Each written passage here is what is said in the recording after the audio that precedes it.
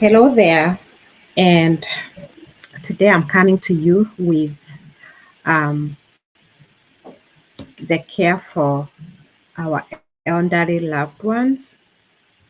And first of all, I'm really grateful to God for His blessings upon my life. Um, but I am also this morning grieving um, heavily. So I was trying to figure out what should I talk about today, and I want to be a blessing to you because that's what my mom would have wanted me to be, is a blessing to other people. And I want to talk about the role of improvising. So going through my mom's, especially her last year, because her last year is when she got really sick, um, and we had to make many changes in her life. It's when she needed to use a wheelchair, she needed um, to support herself. So in the bathroom, we had to put a metal bar on the wall to help her so that she could hold it to help her stand. Um, so one of the things that happened when my mom got really sick and she had a hard time being able to shower like she normally would. And we're trying to look for a shower chair.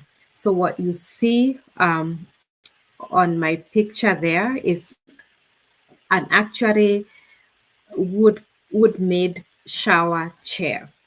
So we were looking for a shower chair anywhere in the equipment store in Nairobi, and the ones that were available were very flabby.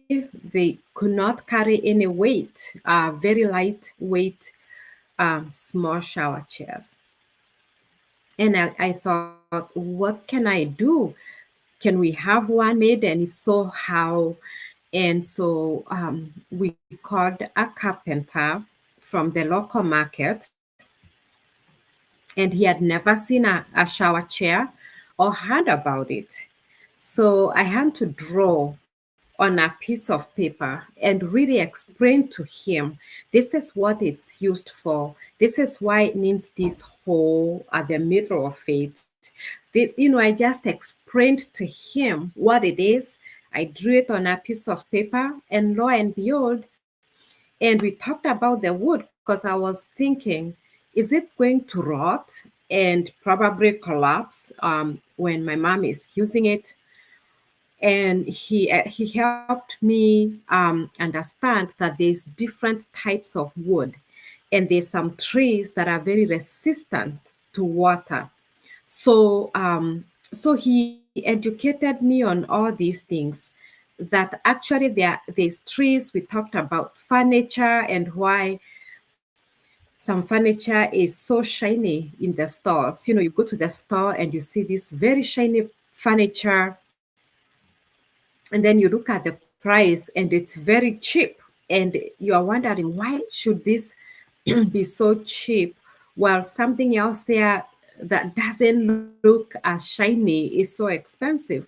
So this person was helping me understand all these trees, and why some of the trees are so expensive compared to other trees. So anyway, cut long story short, I learned a lot through that process. But he was able to go and create that shower stool for my mom that ended up being so useful for my mom and for my dad. And it was painted. When we asked my mom what color should it be painted, that's my mom's favorite color, that green. So it was painted my mom's favorite color. And blue, she said, paint the rest of it blue because it's my dad's favorite color. And even as we were just creating their home, and I just wanted them to have a really peaceful place to age. Um, they chose all their colors that they wanted on everything. But anyway, long story short, what I'm trying to encourage you is in caring for your loved one at home.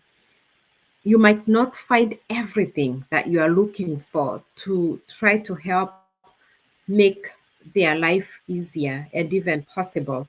But there's so much power in creativity and in improvising, because sometimes it's so easy to throw hands in the air and say, oh, I'm looking for this and I can't find it, too bad. But God wired you and I with a lot of creativity, with a mind that can think and say, if I can't find this, how can I make the best of what I can find? And so I could not find a shower chair for my mom. So we had to create one using the best wood possible so that it would be steady and firm, but at the same time have exactly the same functionality as a shower chair.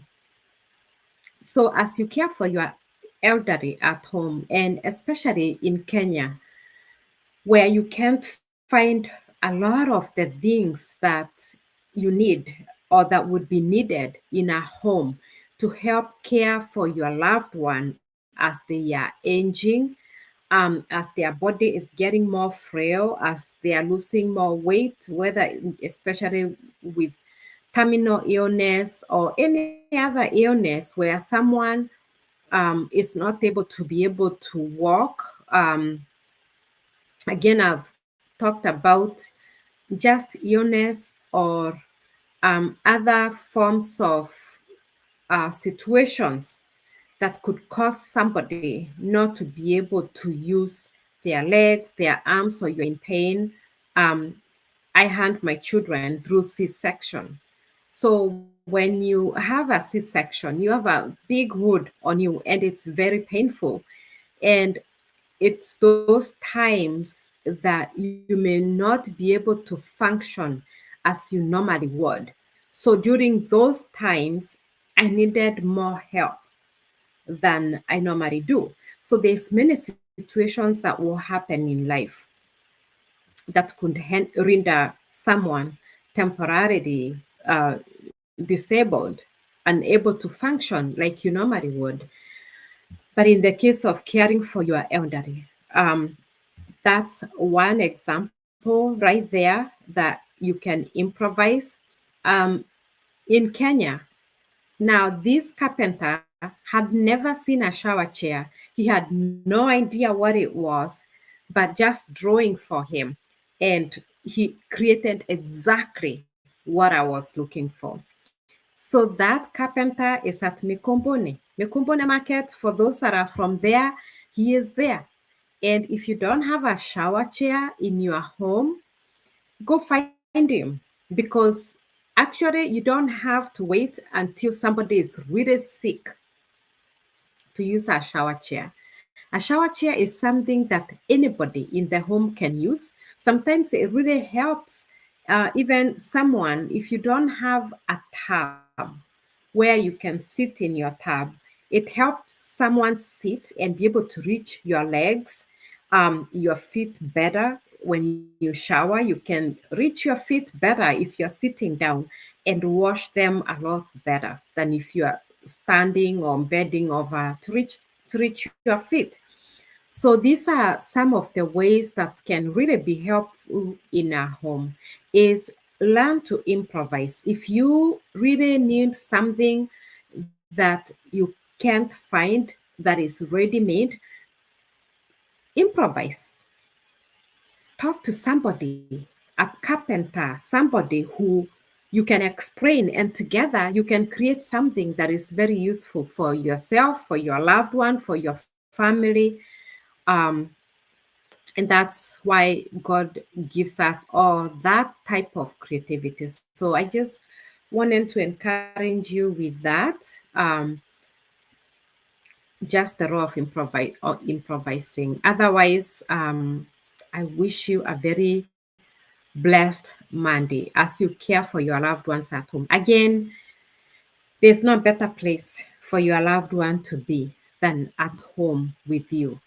Because when we love people, we can go an extra mile for them. When they're in the hospital, nobody is able to go an extra mile for them because the people working in the hospital have multiple people they are running between.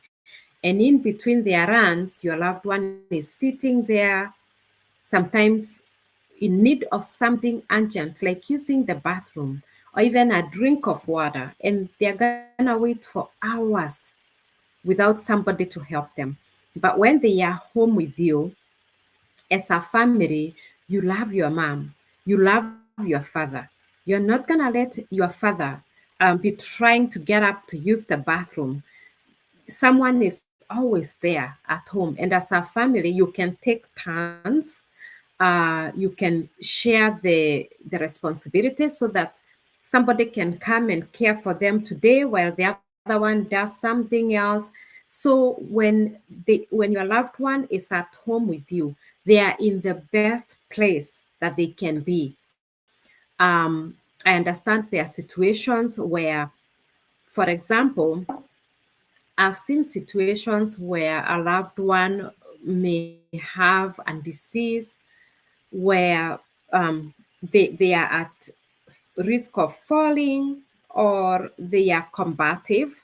Especially some people, when they have dementia, they can be very combative and they hit and they bite, and their loved one may struggle to care for them in a home environment safely. So I can understand those situations where people say, okay, the best we can do is place our loved one in a nursing facility where they have more resources to care for them and we can visit them there. But I'm an advocate for home care. I'm a very big advocate for caring for our loved ones in a home setting with their loved ones. And I went through stuff with my mom, with her being admitted in the hospitals that were very eye opening to what our loved ones go through in those places where nobody is there to talk on their behalf, or to help them when they most need. So, anyway, I am a very big advocate for home care for the elderly, for our loved ones. And today, I just wanted to encourage you with the raw of improvising. If there's something you need for your loved one and you can't find it in the shops, create it. You have carpenters in Kenya, Mekombone, Gobo. You have carpenters there. So talk with them, draw a picture, and they can create for you exactly what you need for your loved one. We had this done for my mom, but we had other things. So, like when it came to time for my mom to need a hospital bed, and the only hospital bed we could find was pretty high, and we could not crank it down and up for her to safely use it. Again, in Kenya, we have electricity issues where sometimes the electricity will just disappear. So with an electric bed that we could find, but the functionality of it was like this, because in the case of where you don't have electricity, you cannot use constant electricity. You cannot use a hospital bed effectively that is electrical. With solar, very limited. You can't use solar for electrical hospital beds. So we could only find a hospital bed that was manual, and it was too high for my mom.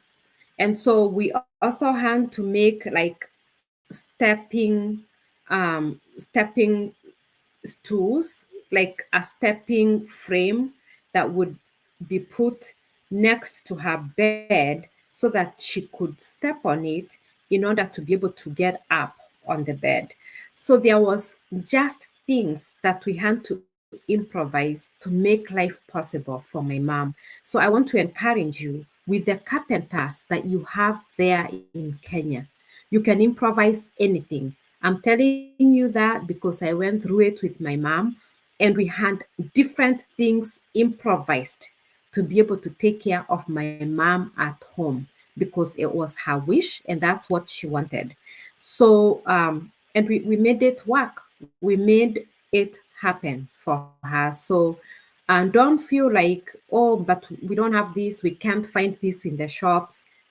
Go talk to the people there in the village, Nkobo, Mikombone, and you'll be able to create a lot of things to care for your loved one at home. Otherwise, God bless you, and we'll see you next time.